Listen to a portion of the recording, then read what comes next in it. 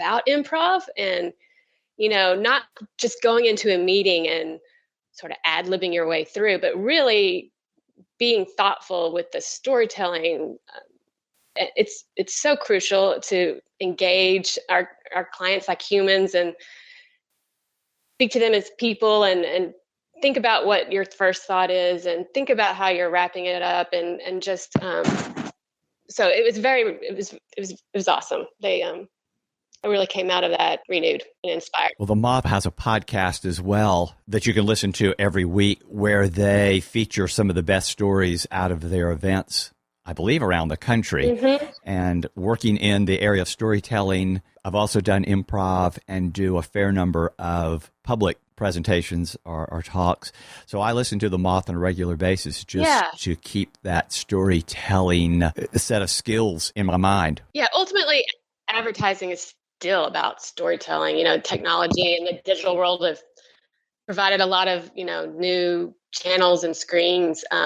Exactly. To get that message out to consumers. But with all those screens come, we're competing for eyeballs and ears. And in order to break through and be relevant, you've got to make that emotional connection. So many companies are data driven and they think if they can just big data. Pump as much or better data than their competitors on top of clients or just fill up their heads with data, that's going to change their minds. Yeah. But it's really the people who can turn that data into relatable, engaging stories that affect one's heart. Yeah. And that's apparently what the great communicators in advertising are able to do. Yeah, that's when it's valuable, is when that big data informs an awesome strategy. If we use it wisely and make sure, again, our priority is to engage consumers in an innovative way, then in a way that, they actually want to watch it and share it and interact with it. So tell me, what are your super strengths? What on a daily basis do you find that you offer that the other creative directors or folks around you don't bring to the table in the same way you do? Oh, boy. If you're able to talk about that in a way without feeling as if you're shining the spotlight on yourself. But I think all strong leaders know what strengths they bring to the table. Wow. What do you think are the best that you offer? That's an interesting question. I think people genuinely, we like working with me. I'm not an egomaniac. I'd like there to be a sense of fun and passion, and I want you to care, and vice versa. And I feel like people know that I want to bring out the best work of their careers and vice versa. There's like a symbiotic relationship there. That's huge. I hope that I bring something fresh to the mix, whether it's directing or pushing an idea or, twisting it in a way maybe it wasn't before. And also, obviously, you probably heard this before, knowing when to just leave it alone.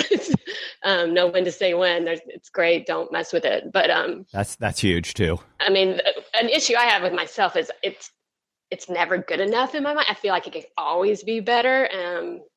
I think that's why it's good we have deadlines sometimes. I was remembering something Lorne Michaels from Saturday Night Live said. He said, we don't go on at 10:30 or 11:30, depending where you live, because we're ready. We go on because it's 11:30. Hopefully you have something that you're extremely excited and passionate about to present. But there are realities. There's a deadline that we need to make. I've heard writers say the book is never finished. Yeah. You're just finished with the book. That's the elephant in the room. At some point, you've got to be done and just call it the end, because there are enough revisions and changes and development of character that can go on, and it'll never get shipped. It'll never get published. So at some point, you've just got to say it's done. Yeah. And let that baby into the world and move to the next project. Yeah. I mean, I like to say, every step of the way we push, right? From the script we're pushing up till the minute we're shipping, every step of the way, we're looking and optimizing where can we make this better or greater than it already is, from good to great. So it's a constant push. Just coming up with a great idea is exhilarating and awesome, but there's executing it is a whole nother job. It just continue. That's just the beginning. as hard as it is coming up with the great idea. And the ability to execute an idea as opposed to killing it. And craft it. Right. Yes. Who are a couple of people who've had the greatest influence on your life? Wow. And how? Some of the greatest people. I mean, just because it's fresh on my mind, my professor, Deborah Morrison, I mean, she was, people talk about mentors. I think she was the biggest mentor of mine. Just, she was phenomenal. I mean, obviously you go to your family, right? That said, my dad, who they always want you to go on and be successful, and maybe even more successful in your life than they were for theirs.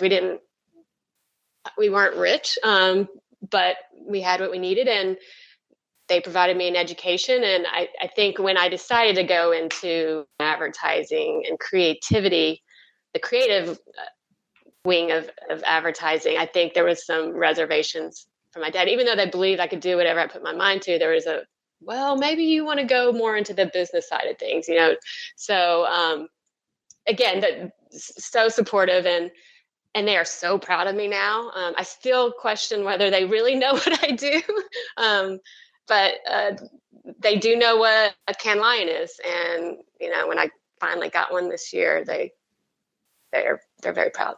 So when I asked earlier, how do you explain things in layman's terms? What I was thinking was, or maybe should have asked, how do you explain it to your family? Because most frequently, those around us go, our parents, what is it that you actually do? Exactly. So it was to that point that I was thinking. And it's curious to me, often when I ask that question or hear people refer to their greatest influences or inspirations, almost always a teacher was one of the people who had great impact. And that's curious to me because we say we value teachers, but yet we often don't make them feel valued in terms of their pay or where we place them. Yeah, it's interesting because in our culture, it's like it's a parental role in a way, and I exactly wanted to make her proud as well with my career progression because she believed so much in me. And I have to say, my career was not a fast track at all.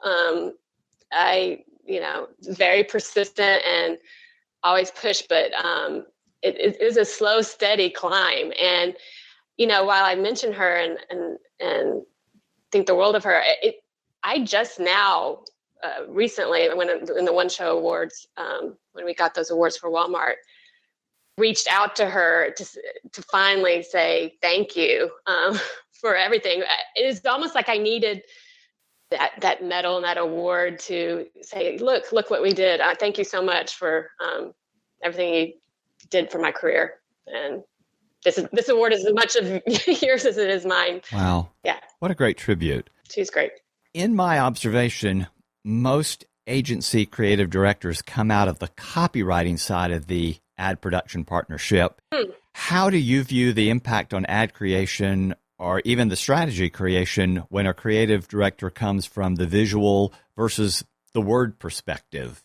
That's an interesting question because, again, in my school, we weren't art directors and copywriters. At the end, we finally had to declare, we had to pick one. And I remember struggling with this question. And again, I went to Deborah Morrison, my teacher, who also taught a creative writing class. And I'd always done well in English. And, I'd written short stories for her. And she says, you're definitely a copywriter. That said, I'm an extremely visual copywriter. I think it's why art directors always liked working with me in the past. I mean, I think very visually. So I really, no doubt, I don't separate the two in my own head. Again, I had to finally just declare that I'm a copywriter. But again, I sort of straddle both sides. That's funny. But it's a big bang effect for me. They got to work together as an idea. So I get a little frustrated sometimes with the process, and it's just a function of how busy our teams are when the copywriter has to go off and just write, and the art director has to, sometimes they send the copy to the art director and who has to implement it. And granted, that's not always the case, but I feel like it's got to work together, and teams try to, but it's just finding the time and space to do that. But right. Got to be cohesive. I ask that because through my career, I've always been very word-centered. Even as a still photographer, when I did more editorial work, I'd always ask the picture editor for the story so I could read the story. And when I worked on ads or corporate work, I wanted to read the copy, or what is the headline? What is the purpose of this in terms of the entire field, not just the photographs? And I'd either get blank stares or silence, or why do you want to read it? Here's the picture.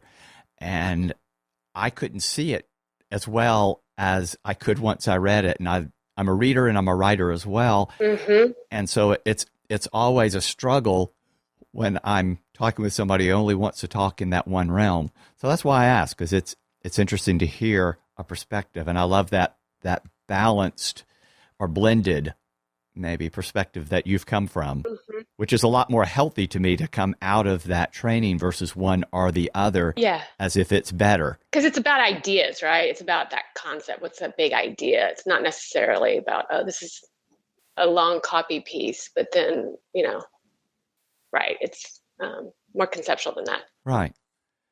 Well, you've talked a little bit about the Walmart account and some of the work you've done, but in reviewing some of the work that you've completed, one of the campaigns that I just was smitten with and went back and watched each of them a couple of times was the Every Card Has a Story campaign. Yeah. I found them to be hilarious. Can you walk through the process of that campaign, the thinking, and how it was all pulled together? I mean, that was genius to me. Yeah, first of all, I need to give credit to the team that cracked that construct. The first of those spots is Trent Patterson and Matt Davis.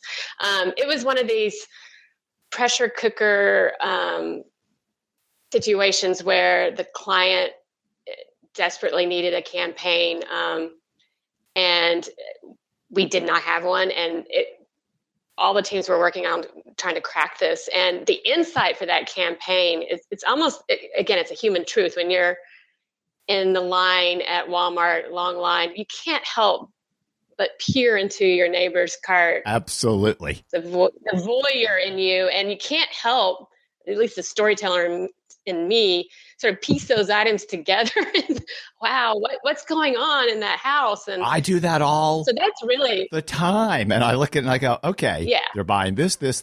What are they going to do with that? And what does that one odd item have to do with the rest? So absolutely, that's why it resonated so well with me. Yeah, so it's almost like a riddle, and that was sort of the genius of that campaign. You open on the conveyor belt with this riddle, if you will, of objects, and then you cut to, the situation where those items are coming into play. And I had the pleasure of pulling that out, and we had a blast. It was also extremely grueling. I think that campaign went on for about 6 months, but Walmart being retail and that category being, what it is, we would present like 12 scripts and maybe 2 would survive. And, it's just a constant conveyor belt of presenting and getting approvals and shooting. We were shooting nonstop. Brian Aldridge was the director. He was fantastic. Sometimes shooting 2 of those in a day. But yeah, it was oh my word. It was exhausting, but extremely gratifying and obviously rewarding. Because that was a fun ride. That campaign got us to the one show at a big party. It was fun. When you succeed, there needs to be some celebration in that process. Absolutely, we're good at that too. Good. Well, actually, talk a little bit about that, because it's been one of my struggles in my career. Yeah. To celebrate the wins, because it seems like the wins come in such kind of small ways, or they come in the midst of other stuff going on. And I have just struggled through the years to do that. And as I've talked with other creative people, they frequently struggle with that. So talk a little bit about the celebration process, whether with you or the agency. How do you pull together and let the team know that this was such a significant win in the midst of all the grinding, difficult day-to-day parts of the work? Right. Well, the one show, we obviously had cocktails there, and that was exhilarating. We all took the company plane. It's not actually the company's plane, but we took a private plane, and we get to do that here at Martin on occasion, take the plane up to New York. And that was an awesome celebration, just going to the ceremony. We all sat in the front row and got to have a lot of fun time there.